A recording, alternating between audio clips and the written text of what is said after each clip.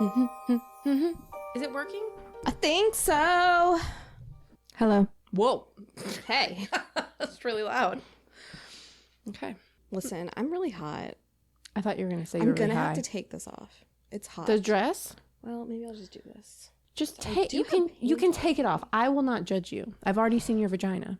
Okay. And you've already seen mine. You just have a thing for showing it to me. We're leaving that in. I'm Tamara. I'm Rell. And this... Can we... No. You know what? Let's let it roll. Okay. Yes, I forgot my name. This is Fearful Friends Podcast. I'm Tamara. That's what I thought you were going to say. Whoa. What? Why are you in a weird mood? It's Sunday. Sunday. Are we going to do this every Sunday? And anxiety. Maybe. You would think that like this would be some sort of like immersion therapy. Like, you know, just being alive every Sunday would be like getting you ready to do it again because you do it every Sunday. I'm feeling frisky now. Okay. We're having technical difficulties today. There's electricity ghosts in this room. Ooh. I'm going to turn on that ghost app. I need something. I don't think that's a good idea because the last time you did that, didn't I blow out one of our microphones screaming? Well, don't scream. I'm almost always screaming, but then I don't know. I don't want ghosts in this room. Don't tell Matt. Actually, he might. Actually, I don't know if he listens anymore. This will be a good test to see if he's up to date. Watch, like 3 months from now, he's going to be like, you let a ghost into our room. Well, right now it's just an ad for the Fetch app or the Pogo app. Don't know what either of those things are. Let's see. Get our ghost app. there I are any need something ghosts to in the like room. laugh about. You know, when we you, can't like, do Would You Rather again because that just took way too long. I cannot get out of this ad. You know when you like don't hit the X in the right spot? It's a Okay, trap. there It's you a go. trap. I didn't read your text. Let's record in my van. I didn't want to get up. You're like, are you okay? I was like, what's going on? You were just sitting there like sad faced. I was a sad face. And you look tired. Please don't take this as an insult because I find porcelain women to be extremely attractive, but you look extra pale today. Do you take that as an insult? Because if so, then I'm sorry. Well, like I have, Or maybe it was just because like you were sitting in the car, in like the black car, and then you were wearing the white, and maybe it was like reflecting on your face. But I was like, that's why I asked if you were okay, because I was like, you look like a ghost. Ill. And Matt, I said, she doesn't look all right. And he goes, if she's sick, she's not coming in this house. No, I'm wonderful. I'm wearing bronzer, which was why I'm like, how do I look? Now that you're here in front of me, you don't look that pale. But like when you were in the car, you were like white. Yeah. Paper white. As white as your shirt. I'm going to take off. I'm really hot. I'm sorry. I'm not wearing There's a not shirt like under very this. good AC in this room. I am not wearing a shirt. You're under wearing this. a bra. I can see it. Okay. You're fine. Clothes are coming off. It's just like barely a beach dress. People wear less clothing at the beach. I saw a woman and possibly her boyfriend like walking along the bridge by my house. Like this bridge is nowhere near water. No. And just like in a bikini, like just walking down the road. And I'm just like, you're like 45 minutes away from the nearest beach. What are you doing here? And Matt's like, they're just trying to get a tan, bro. Why you gotta judge people? Like, that's the equivalent of me walking down I-95 in a bikini. Yeah. Like, I feel like, why? exposed and weird. I think you're beautiful and Thanks. Radiant Thanks. and bronzed to filth. Thank you. I'm still hot. Now you can compliment me. You look very healthy. You just like have very strong shoulders and like I did not want to hear that. neck. Like Strong shoulders equals football linebacker shoulders. no, because like mine are just like, but yours are You have just beautiful shoulders with beautiful freckles because they actually see the sun. like, got a bruise from my shot. My husband What shot? Ozempic. See the bruise? Yeah. You shoot it in your arm? Why did I think you put it in your butt cheek? You can. Oh, you just like put it wherever you You want. can put it like in your thigh. Is that why you have so many belly. bruises here? No, those are just veins. Oh. Yeah. I actually did get I bet they were bruises They at were. one time and they just never went away. Actually, I can tell you, they're all from that metal square trash can at Winn-Dixie that I could. It was right here, and I walked customer into service it, or whatever. constantly. And these bruises, They're permanent. That's the only place. You know, I wonder if you could get like Winn-Dixie to pay for your reconstructive surgery. I'd have to prove it We'd have to find that trash can. in the video. Find your skin cells on the corner of it. Now you're thinking. DNA. Ugh. How's your week at work? How's my week at work? I'm going to leave this silence in because that's an answer all on its own. I need to up my meds. Your depression stuff? Yeah. Well, that was. I thought you already deep did. breath. Like, I thought we didn't. already talked about this, and you're like, I just keep skipping doses, and then I was like, Tamara, you could have suicidal ideation. Like, what are you doing? Please stop doing that. Can you just Be your mom. You want me to be your mom? I'll Yeah. be your mom. Okay. I'll text you 37 times a day. Although the problem is you never text me back. I'm really, really bad at texting back. You are. I'm like, wonder if she's coming over today. I don't know. Haven't heard from her since Friday. You can text me again and be like, hello. And I'm like, ah. I'm going to be rude. Also, I had a lot going on today. I'll like read a we message. went shopping at Petco. Oh, God. No, I'll like read a message and be like, oh, okay, yeah. No response. I do the same thing at work. Like Yeah. in my head, I'm just like, I'm busy. I will text you back later. And then at the end of the day, I have like 8 texts to go through and like, okay, that one's done. And that one's done. Oh, no. and that See, one's done. I see all those and I'm like, no. None Delete of y'all messaging are app. getting text back. Sorry, I have to look at a map real quick. Why? You never just like get the urge to look at a map? Actually, I do it almost, I wouldn't say almost every day, but like maybe like every 3 days. Something tells me to pull up Google Maps like on the satellite. The other day, I found myself just looking at the New Orleans. Like, Sometimes I just need, I was like, I want to see the St. Louis Cemetery. yeah, I just need a bird's eye view of things. But like for what, like what just popped into your head? So once when I was like 16, 17, 18, somewhere in there, 25. something like that, my friend moved to so sorry I said that. We can always cut it out. Anyway, in this house, I only went there one time, and it was like this rental house because they were getting ready for a new house to be built, and there was like a little bit of time in between. And I was helping her move in with her mom into this rental place, and it was like nighttime, and everyone was out of the house except for me and her. And I was standing at the kitchen window, like where the sink is, and behind me there's like 2 entrances into the kitchen. And because it was nighttime, I could see this behind me in the giant kitchen window, and I see her walk past one door, past the other one, behind me out to the garage. And then I didn't hear the garage door open, and I was like, what? And I turn around, she is nowhere. She's in the back room, like on the other side of the house. And I'm like, did you just walk by me? And she's like, no. I was like, you definitely just walked past the kitchen and went over by the garage. And she's like, no. I'm like, I fucking saw you like in the reflection. And I got so spooked that like I made my dad come pick me up. And so it's like a 40-minute drive for him to come And you were get an me. adult at this point.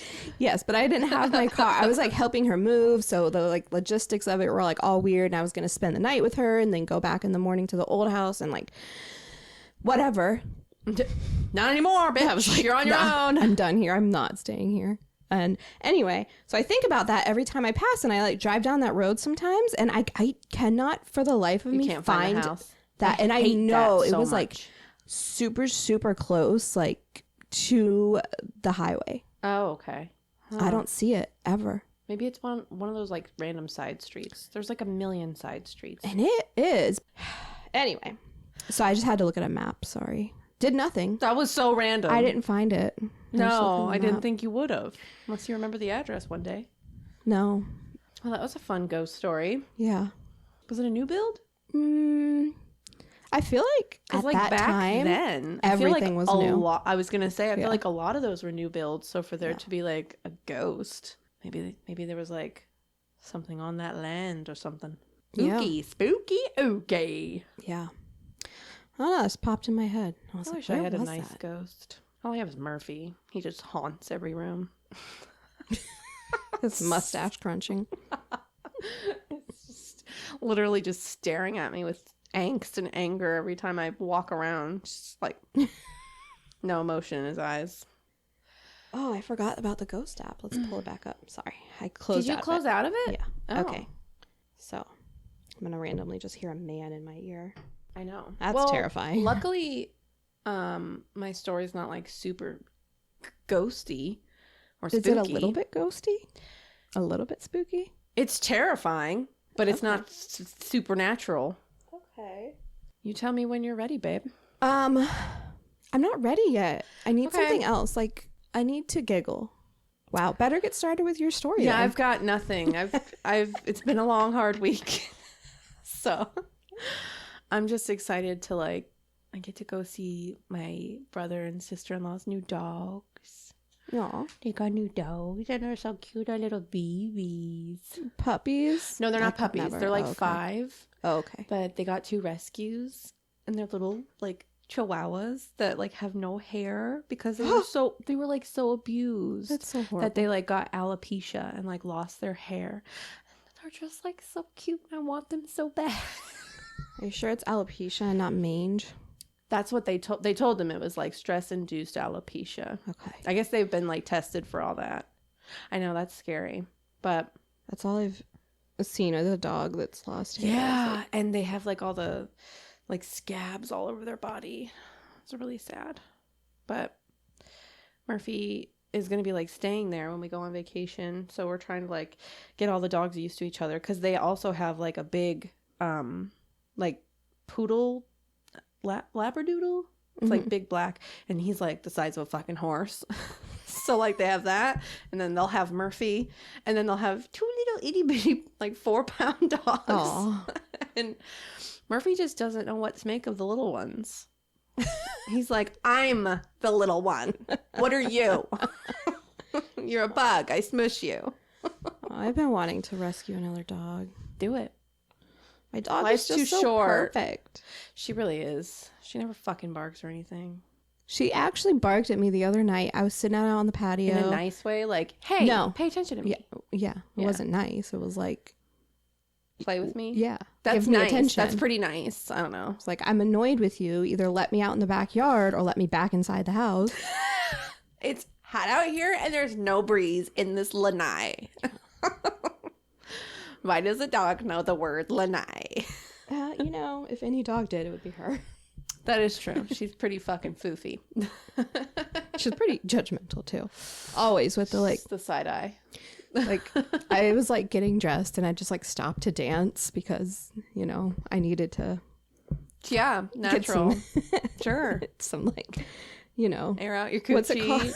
I don't know. Wiggle wiggle. No. I just needed some serotonin in my brain. Oh, is that what this means? Yeah. You're just touching your forehead like spirit fingers, spirit fingers, spirit fingers. No, I needed some serotonin, so I just danced, and she was like, that comes over really good on like audio, right? Yes. I hope everyone could see the side eye from Tamara, not Tamara's dog. Yeah. All right, I'm ready for your story. Thanks. I giggled. Okay, so that was fucking disturbing, and now your nipples are hard. Now I have to look at that. My nipples are hard. She just dropped an ice cube down her bra to cool off, and now this is my view. You're the one that said I could take my dress off. I didn't say put ice cubes down in your tits.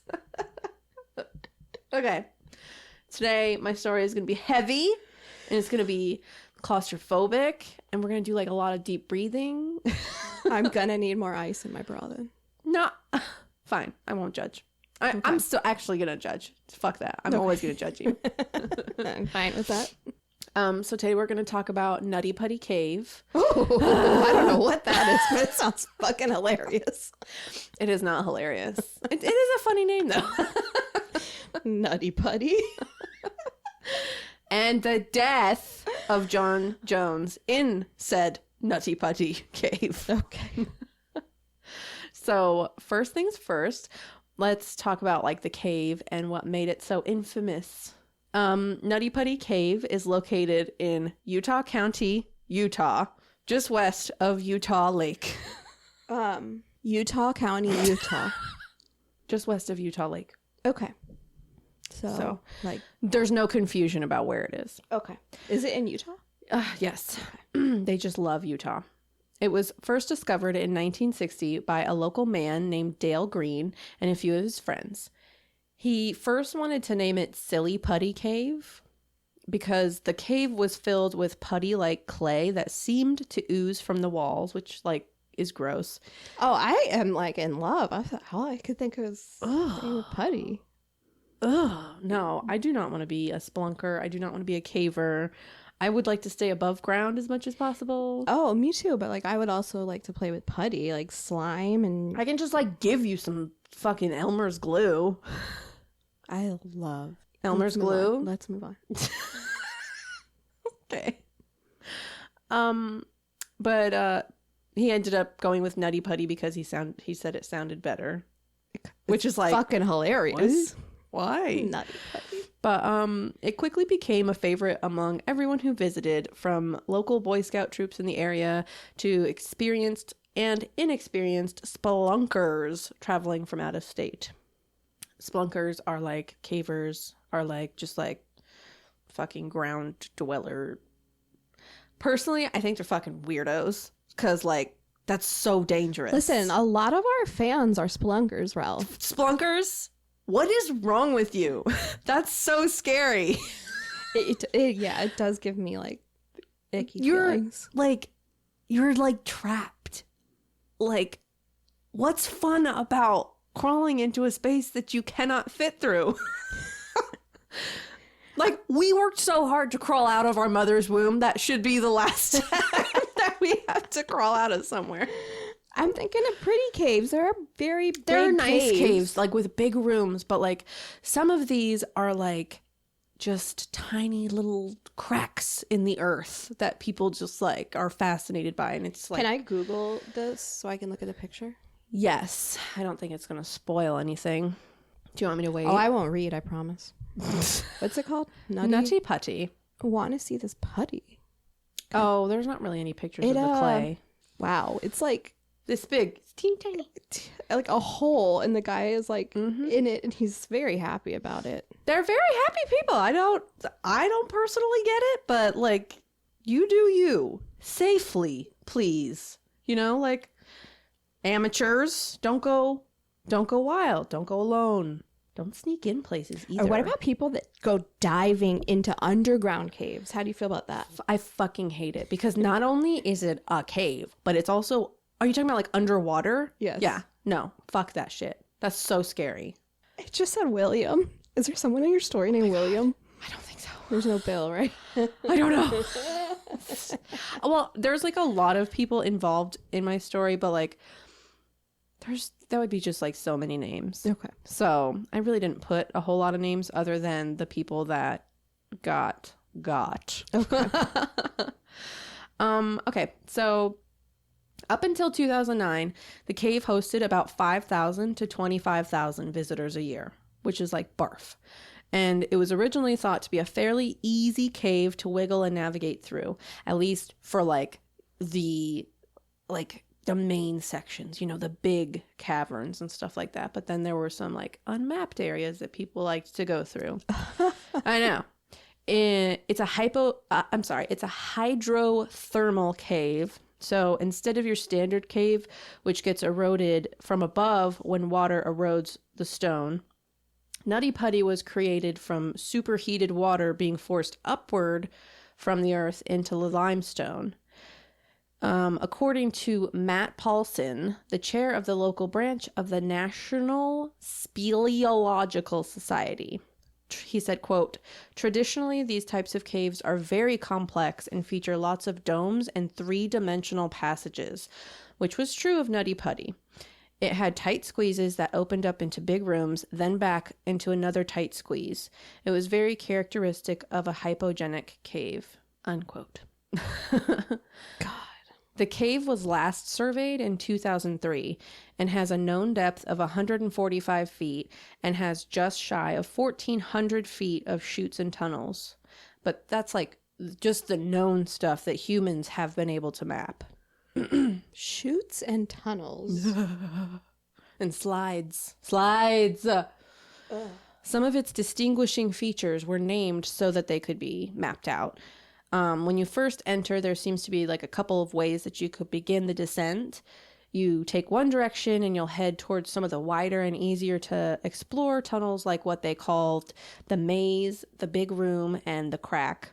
Take the other direction and you'll be heading towards more difficult tunnels like the big slide, the birth canal, I know, the aorta crawl, and my personal favorite, the scout eater. Who named that? Jail.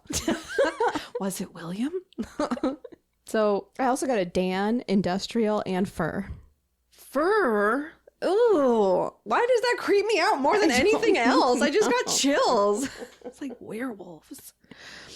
So, although the cave became a popular destination among both experienced and amateur cavers, it by no means was something to be taken lightly.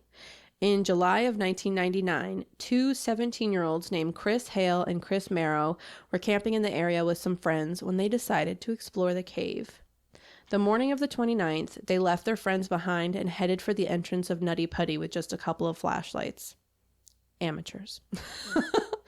Within an hour and a half, they made it to the birth canal section of the cave, about 120 feet underground. To the boys' horror, they realized that not only were they too big to continue forward into the cave, but there was also not enough room for them to turn around or go backwards. How? Probably because they fucking went in head first. You can still go. If it's like shimmy backwards. Think of, yes, but these are tight. Like we're talking less than a foot wide tunnels that people shimmy through. And thankfully they had friends on the outside, and they had noticed them being gone for longer than expected and called for help. Rescuers arrived by the dozens around 11:30 a.m., and thankfully they were able to pull the boys out of the tunnel by their feet and ankles 12 hours later. Thankfully, they only suffered minor abrasions, but this wouldn't be the last time something like this would happen. In March of 2001, two 13-year-old Boy Scouts were trapped in the same section of the birth canal, where they spent 4 hours before search and rescue could safely pull them out. Then, in August of 2004, 16-year-old Brock Clark and 5 of his friends decided to check out the cave system. He led the pack, descending head first into one of the tight vertical tunnels. And the problem with this is, like any experienced caver would tell you, do not go in head first. There is like... Are they because they go down? Mm-hmm. Okay, they go down into the earth head first so that they think I'm just going to crawl and it's going to open up into a bigger space, but you don't know if it's going to. So then like what happens when you get stuck? You can't, you need your arms to help you pull your way out.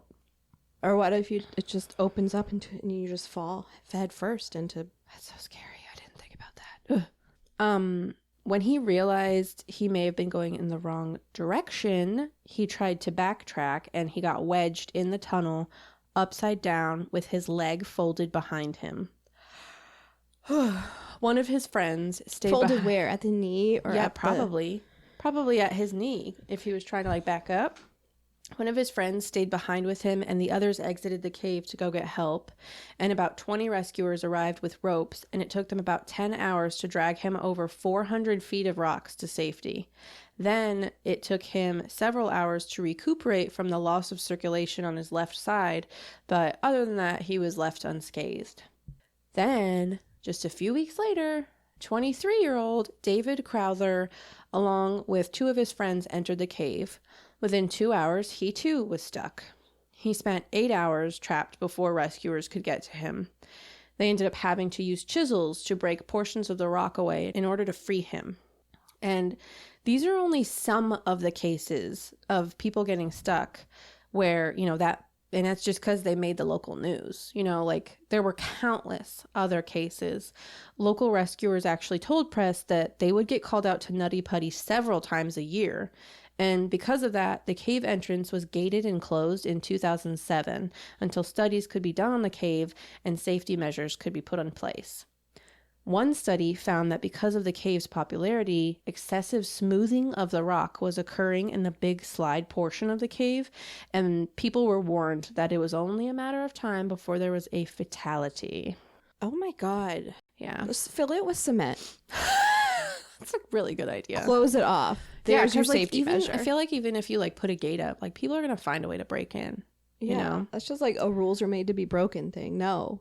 I can't tell you how many times I used to break into the old state hospital where I'm from. That is, I wish I could. An old rundown asylum. So that jealous. place was fucking haunted. So jealous. Well, we can go back. I mean, half of it's still closed down, but the other half they revamped into, luxury apartments and shopping. It's bullshit. In May of 2009, the cave was under new management and it was reopened to the public under the conditions that cavers would have to plan well in advance and they would have to have adequate safety training and experience. You have to go online. You have to fill out a registration form. You have to prove your experience and stuff like that. And the cave was also padlocked at night to prevent anyone from sneaking in. It's not enough. It's not enough. A padlock. A padlock. Bolt cutters, bitch. And in November of 2009, just 6 months after the cave's reopening, the Jones family decided to take a trip to the cave. This was something the whole family enjoyed doing. 26-year-old John Jones and his 23-year-old brother Josh weren't strangers to splunking. As kids, their father had taken them on many caving trips where they all enjoyed the quiet tunnels of Earth that weren't spoiled by our human garbage. Here I go again on my shit. But since both kids were busy and they weren't fucking kids anymore, they were busy with their budding lives. They hadn't actually been caving in quite some time. John was in med school on his way to becoming a pediatric cardiologist. He and his wife had recently welcomed their first child, and at the time, she was pregnant with their second. The whole Jones family was home for Thanksgiving and decided that it'd be a fun way to spend an evening exploring Nutty Putty, just like they used to when they were kids. So John, Josh, and 9 others made their way down to the big slide, one of the largest sections of the cave. It was unclear to me. It said that it was padlocked at night, but then this says that they went for an evening trip. So it was unclear if they broke in or if they actually got clearance to be in the cave. I'm not really sure, but I don't want to shit on them because they lost a family member, but it's just another big reason, don't break into places because they won't know to help you. As you talk about, let's go break into the asylum. That's fine. It's above ground. Okay. There's only asbestos you have to worry about. Broken glass. Lead. Squatters. Oh, I didn't think about that. Oh my God. I could have died. Yeah. Wow. That's wild. The brothers and 2 of their friends had heard about the birth canal section of the cave. Cannot get over that name. The birth canal. I like the Scout Eater. That's my personal favorite. Yeah. I wonder which Scout got eaten. Oh. I wonder if that's where one of those Boy Scouts got stuck. The 13-year-olds.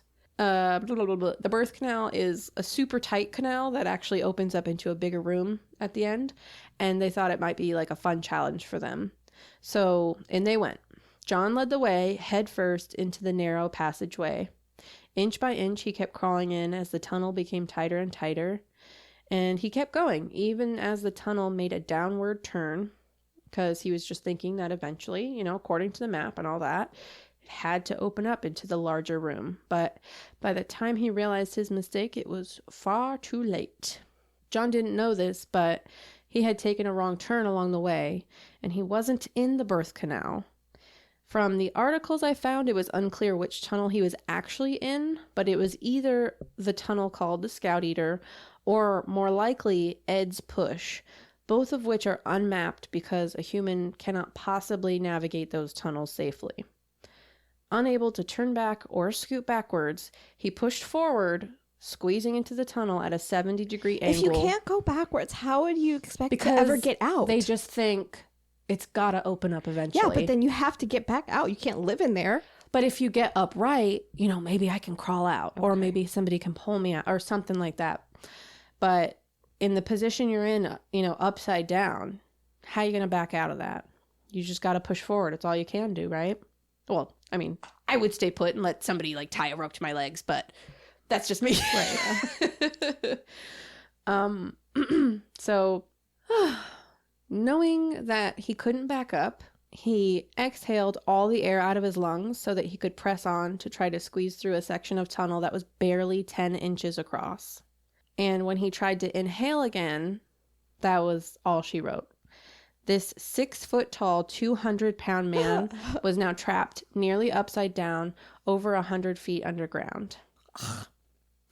John's brother Josh was behind him in the tunnel, further back, and thankfully he hadn't gotten far enough in to get himself stuck too. So he tried the best he could to free his brother, but at such an angle with no room to get any leverage, he couldn't move him more than an inch. And whenever he would let go, John would just fall right back into the crevice, into his original position. John couldn't even really help, himself, because the way that he went in, his arms were pinned at his sides.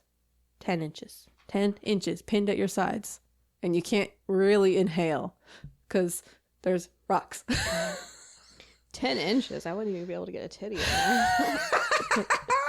Sorry. They're pretty squishy. Pretty sure the diameter of my head is more than 10 inches. It's just wild. Ugh. So his brother realized he wasn't going to be able to pull John out, and he backed up out of the cave and climbed up to the surface to go get some help. It took about 3.5 hours before the first rescue arrived on scene, and it was a sweet, petite little woman named Susie. She came with a group of people, but she was the one small enough. She was just I'll go in, let me go assess the situation. She didn't waste any time. She climbed down to where he was stuck, and she was trying to be a calming presence for John. She introduced herself and said, "Hey, how's it going?" Peachy. Super chill. And to which John replied, "Thanks for coming, but I really want to get out now." So once Susie was down there, she began to, assess everything, and she knew it was not going to be easy getting him out. And once the rest of the rescuers arrived, they got started on a plan. The first idea that they tried was to run a rescue rope through a series of climbing cams, which, I don't know, they're little wheel things that you attach to the wall, I guess. I did Google it, and then I was just I don't know, these diagrams are confusing. Sounds like I pulleys. could never be a caver. Yeah, but they're different than pulleys, because later on their next idea is pulleys. Oh, okay. And I'm just what's the difference?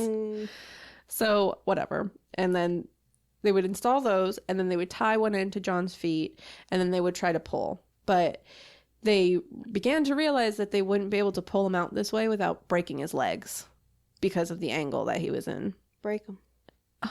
Well, since his heart was working overtime to pump the blood away from his brain, he most certainly would have died right then and there from shock if they had broken his legs. Any amount of physical trauma like that would have sent him right into shock, because his body was already in danger zone. Yeah. So after trying this method for over an hour with no success, they then tried drilling away at the rock around John. Again, this didn't work because the space was too small. They couldn't maneuver any of the tools. And while this was happening, time is just ticking away. And the longer he stays upside down, the more deadly the situation becomes for John. By hour 12 of being stuck in this position, a trauma doctor arrives at the scene to discuss with the family how serious the situation was becoming. And he told them that John's circulation would begin slowing down as the blood pooled in his brain and lungs. Organs would eventually start shutting down as the toxins begin building up in his blood, and that he basically told them that John had no more than 8 to 10 hours left before this would become fatal. At this point, rescuers began noticing John's speech was becoming nasally and labored, and he was starting to have trouble breathing as, you know, the blood's pooling in his lungs. And like his heart can't pump it out fast enough because he's upside down. So these rescuers, they are trying to think of another idea very quickly. But the other tricky part of this unfortunate position that he was in was that there was a small lip of rock around John's chest area. And one of the rescuers said that it was like pulling against a fish hook, and that it would hang up just underneath the rib cage, like every time they tried to pull him. So their next plan was to drill a series of anchored pulleys deep into the cave walls so that they could use them to inch John upwards and then shift him to a slightly wider area of the crevice where they could buy themselves some time and have a little bit more room to work. After hours and hours of attempts and failures, this was truly their last hope. But even though this was their best chance at getting him out, there were still considerable risks. The cave was so tight that each piece of equipment that was needed to install the anchor pulley system had to be sent down one by one, and each took about an hour to make it from the entrance of the cave to where John was. So, being that he only has 8 to 10 hours left, this is a huge risk they were taking. By hour 19, rescuers were able to lower a 2-way cable radio into the cave so that John could talk to his wife, who was just on the surface. Oh, sorry, my that God. just made me like choke up. I can't imagine. Just like, I don't even want to think about it. And they comforted each other while the rescuers kept at it. When the rescuers finally got the pulley system set up, 8 of them began trying to tug John out of the crevice. They had to take frequent breaks because of how painful this process was for John, but they managed to get him up high enough so that John could make eye contact with one of them, this was the first time anyone had seen John's face since he'd gotten stuck. One of the rescuers asked John, "How you doing?" And he responded, "This sucks. I'm upside down. I can't believe I'm upside down and my legs are killing me." But even through the pain, John was just so happy to see another person's face, and he cracked a smile. Which makes what happens next so much sadder, because there was hope. After 24 hours underground, rescuers had made enough progress to where John was mostly out of the original 10-inch crevice, but they had to take a break from pulling him because they started noticing that the anchors in the cave walls seemed to be giving way. So they basically had to not drop him back into the original crevice, but they kind of I guess they just left him on some random ledge on his head. I cannot picture this. It doesn't make sense in my brain. There are diagrams that I had to look at a million times because I was like, how the fuck does this happen? How are there ledges but also 10 inches? There's I don't know, the diagrams that you can look at after we're done will it shows his original position, where they were able to pull him up to, and where he inevitably still is today. We will get there. Spoilers! Okay. Dang. I just revealed my hand. So yeah, they basically had to leave John where he was, which was this new position, kind of resting on his head. And John said to the rescuers, "Please help me get out. I don't want to be on my head anymore. Why did you guys put me here?" I know. It's so sad. Why did you guys, sir? We're trying to help you. So while the rescuers start working on reinforcing the anchors to the cave wall, one stayed close by John to keep his spirits up. And I think his name was either Ryan or Brian. And he was trickling him water through a long straw, and he was trying to massage his legs because he knew how painful they were. And they said that John would just switch back and forth from being super calm and collected and passive to then violently thrashing around in panic. Once the pulley system was up and ready to go, They gave the rope a long, hard pull when it suddenly went loose in their hands. And the closest rescuer to John, which was either Ryan or Brian. I don't know why I didn't put his name in here. The closest rescuer to John was struck in the face by something and blacked out. When he came to, he saw that the cave wall near where John's legs were had crumbled and that the anchor had broken clean off, sending John back down into the original crevice, head first, this time even deeper than before. The rescuer was evacuated from the cave to get medical attention, and it turned out that a metal carabiner had broken off when the anchor became dislodged, and it hit him in the face with such force that it broke his jaw and nearly severed his tongue. I know. Unfortunately, this setback would ultimately be a death sentence for John. And this is when he told a rescuer, "I'm going to die down here."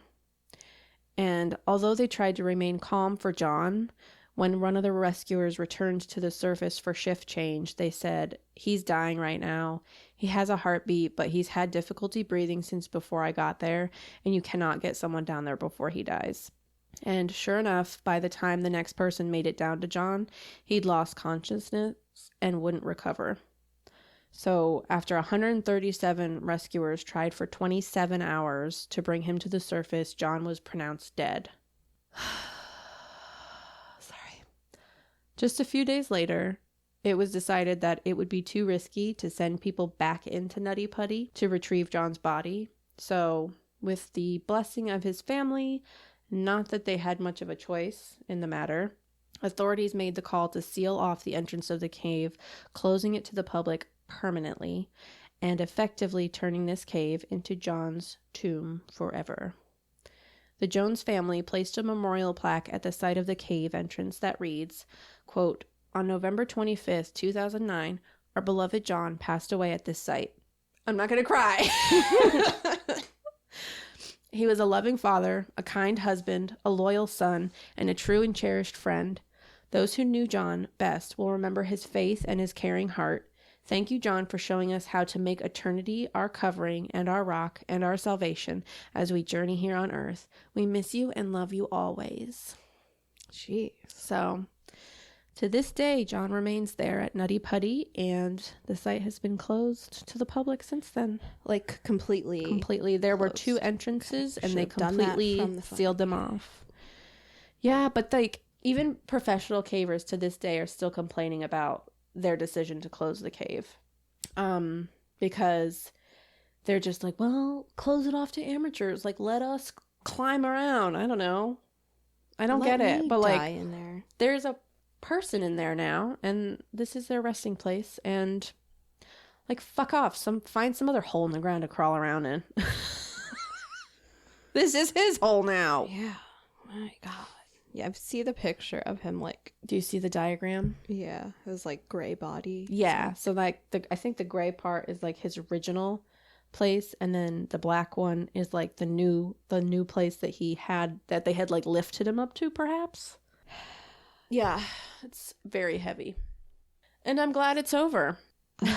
Oh my goodness. Oh my God. You will If never you fucking fell- catch me splunking. It's not my cup of tea. I mean, I'll go in a cave, but It has to have a very wide opening that I Yeah. can walk into without crouching. I'm sure there are caves at like Disney we could go to or something. sidewalks and like a gift shop. Maybe one of those little things where you can find your own rocks in the Yeah. sand. Oh, So. Lord. Rest in peace, John. That is fucking scary pictures. Yeah, I Oh, know. I don't like it. I know. I couldn't imagine. Plus, Just like, his feet, it's just, you're just looking at his shoes. that's all they saw of So him scary. was his shoes. So, I don't know what story you have next week, but hopefully nothing that dark. She is horrified. She is looking at all these pictures, just horrified. There's like a picture of his like bloody eyes, but it's like fake. I was like, I didn't see any pictures of his body. You can't pull they couldn't pull him out to take a picture or anything. they looked so young. Oh my God. They were 26 and 23 were his brother. Well, he was 26 when he died. All right. Well, yeah. I feel like I need a ghost story. Maybe we should do a ghost story next week. They're so hard to find. There's like But a I need 'em. million of them. I mean, like, I need it to be scary for some reason. So maybe next time I come over, we can do it in the dark with your special light. Yee, that sounds like so weird. My special light. I just got a smart light bulb, y'all. I can change the colors. I like it a saucy red. Mm-hmm. We can do orange for Halloween or red. Red works for every holiday. Blue for depression. All right. Well, send your stories to fearfulfriendspodcast@gmail.com. Rate, review, subscribe, tell someone. Yeah. Follow us on Instagram and TikTok at Fearful Friends Podcast. All right, bye, friends. Bye.